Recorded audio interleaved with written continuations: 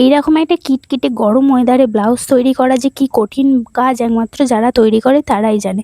Hello everyone, আমি সীমা। তোমরা সবাই কেমন আছো? আশা করি তোমরা সবাই খুব ভালো আছো, আর আমিও একটু ভালোই আছি। সন্ধেবেলা একটু মুড়ি খেয়ে নিচ্ছিলাম, যেহেতু আমাকে কাজে বসতে হবে, কারণ এখন অনেক প্রচুর অর্ডার এসছে, যে অর্ডারগুলো আমাকে করতে হবে। আর সারা দিন রাত মানে যতক্ষণ টাইম পারি ততক্ষণ দিই, বাট সবসময় করি না, কারণ সবসময় সেলাই করতে আমার সত্যি কথা বলতে ভালো লাগে না। আর মাঝে মাঝে সেলাই করতে গিয়ে আমার পায়েও প্রচুর যন্ত্রণা হয়, যার কারণে যতক্ষণ পারি করি। আর যখন চাপ থাকে তখন একটু চাপ নিয়েই করতে হয়, বাট যখন চাপ থাকে না, টাইমটা অনেক দিন দিয়ে যায় কাস্টমার, তখন কী বলে তো ধীরে সুস্থে গায়ে হাওয়া লাগে সব কিছু করে তারপর ব্লাউজ করি বা চুড়িদার যাই বলো না কেন। আর আমার মতো এরকম কে কে গায়ে হাওয়া লাগিয়ে কাজ করো অবশ্যই কমেন্টে জানাবে। কারণ কি বলো তো, একটা ঠান্ডা ওয়েদার থাকলেও ব্লাউজ করতে ভালো লাগে, বাট এই গরম ওয়েদারে কি কষ্টকর ব্যাপার। কিন্তু কি করব, গরম ওয়েদারে যে কাস্টমারের বিয়ে বাড়ি পড়ে গেছে, যার জন্য তো আমাকে ব্লাউজ তৈরি করে দিতেই হবে। আর যেহেতু এটা বোম্বে কাট ব্লাউজ বানাচ্ছিলাম, কিছুটা পার্ট তোমাদের সঙ্গে শেয়ার করছি। দেখো, মানে এটা হচ্ছে মানে বুকের যে খাপের অংশটা, সেই খাপের অংশটা রেডি করছি। আর বোম্বে কাট ব্লাউজের জানো তো সবই টুকরো কেটে কেটে জুড়তে হয় আর কি। প্রিন্সেস কাট ব্লাউজ করাই না। তো আমার সব থেকে ভালো লাগে প্রিন্সেস কাট ব্লাউজ। কোনো ঝামেলাই নেই, বেশি কাটাকুটি নেই, একটুখানি কাটা আছে সেটাতেই কমপ্লিট হয়ে যায়। বাট এরা কেন প্রিন্সেস কাট করায় না? আমার মায়ের মতো, আমার মা বলে প্রিন্সেস কাট ব্লাউজ এই বাবা একদম ভালো নয়, পিঠে হুক বাজে দেখতে লাগে। মানে এখনকার কজন সামনে হুক পরে, বোম্বে কাট ব্লাউজ কজন পরে, প্রিন্সেস কাটই পরে। কিন্তু আমার কাছে দুর্ভাগ্যবশত সব বোম্বে কাটগুলোতেই আছে, প্রিন্সেস কাট ব্লাউজ কেউ করায় না। এই আর কি ভাগ্য আমার, আর কি বলবো, এত সুন্দর ভাগ্য। যেটা পছন্দ করি না খুব একটা করতে, সেই কাজগুলোই বেশি আছে। কিন্তু কি করব, যেহেতু সব রকমই বানাই, সব রকমই আমাকে বানাতে হবে, এই আর কি। তোমরা কে কে বোম্বে কাট ব্লাউজ পছন্দ করো, কে কে প্রিন্সেস কাট ব্লাউজ পছন্দ করো, অবশ্যই কমেন্টে জানাবে। আর আমার ভিডিও কেমন লাগে কমেন্টে বলতে ভুলবে না।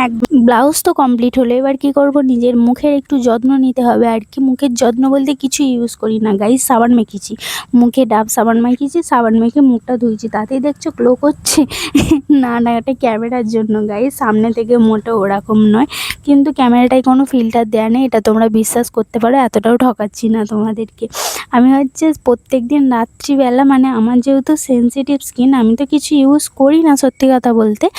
আর প্রত্যেক দিন এটা রুটিন থাকে, ডেলি প্রতিদিন মানে মুখটা একটু করে সাবান দিয়ে মানে মুখটা ধুয়ে তারপরে ওর উপরে, আর যেহেতু যখন প্রচুর পিম্পল বাড়ে, একটু ক্যান্ডি ডাস্টিং পাউডার মেখে নিই গাইস। এর থেকে বড়লোক আমি নই, অনেকে প্রোডাক্ট আছে সেগুলো মাখার মতো ক্ষমতা বা রুচি কোনোটাই আমার নেই, আমার ভালো লাগে না। অত কিছু মেখে শুলে সারা রাত আর ঘুম হবে না।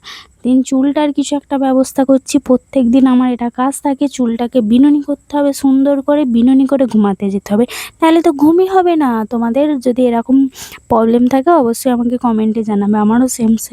আর চুলটা যত দিন যাচ্ছে কেন জানি না স্প্রিংয়ের মতো ঘুরতে যাচ্ছে, যেটা আমার একদম ভালো লাগে না। আর প্রথম চুলটা ছিল কি সুন্দর, একটু মানে পুরো স্ট্রেটের, এমনি স্ট্রেট না করেও স্ট্রেট ছিল, কিন্তু এখন যেন যত দিন যাচ্ছে একদম স্প্রিংয়ের মতো হয়ে যাচ্ছে। স্প্রিংয়ের মতো চুল কাদের পছন্দ কমেন্ট করো তো, আমার তো একদম ভালো লাগে না। আমি মেশিন দিয়ে চুল স্ট্রেট করাতে যাই, কিন্তু আমাকে করতে দেয়া হয় না গাইস। ওদিকে হচ্ছে একজন আছে বাবান বিস্কুট, সে আমাকে চিবিয়ে খেয়ে নেবে যদি আমি চুল স্ট্রেট করি। আর এখানে তো আমার মা আছেই, আর বলতেই হবে না। মানে ওদের দুজনের ভয়ে চাপে আমাকে এই চুলটাই রাখতে হয়েছে, নাহলে স্ট্রেট করার কত ইচ্ছা। আবার বাবান ভয় দেখাবে, বলবে চুলগুলো যদি উঠে যায়, টাকলা যদি হয়ে যায়, বুঝবি তখন। তোমরাই বলো, চুল স্ট্রেট আজকালকার যুগে কেউ করে না, কিন্তু আমাকে করতে দেয় না গাইস, যার কারণে এরকম কোঁচকানো চুললেই আমাকে জীবন কাটাতে হচ্ছে। যাই হোক, একটু বেশি বকবক করে ফেললাম। তোমাদের কেমন লাগলো ভিডিওটা অবশ্যই কমেন্টে জানাবে। আর আমার ভিডিওগুলো তোমাদের অনেক পছন্দ হচ্ছে, তোমরা লাইক করছো, এটা ভালো লাগছে, কিন্তু কমেন্ট করছো না। কমেন্ট করবে, কমেন্ট করলে ভালো লাগে দেখতে, কমেন্টে রিপ্লাই দিতেও ভালো লাগে। সো আমার চুল বেনি করা, মানে বেনি বা বিনুনি যাই বলো না কেন, কমপ্লিট হয়ে গেছে। তোমাদের এই ভিডিওটা কেমন লাগলো অবশ্যই জানাবে। আর যাই হোক, আমার এই চুলটার মানে সাপের মতো চুলটা তোমাদের কেমন লাগলো অবশ্যই জানাবে। মানে লোককে দেখিয়ে আমি আজকে টাকলা হতে চলেছি। এই বিনুনিটা ডবল বিনুনি হতো আমার, এত মোটা চুল ছিল, এখন সেটা দাঁড়িয়েছে এই রকম অবস্থায়। ওকে।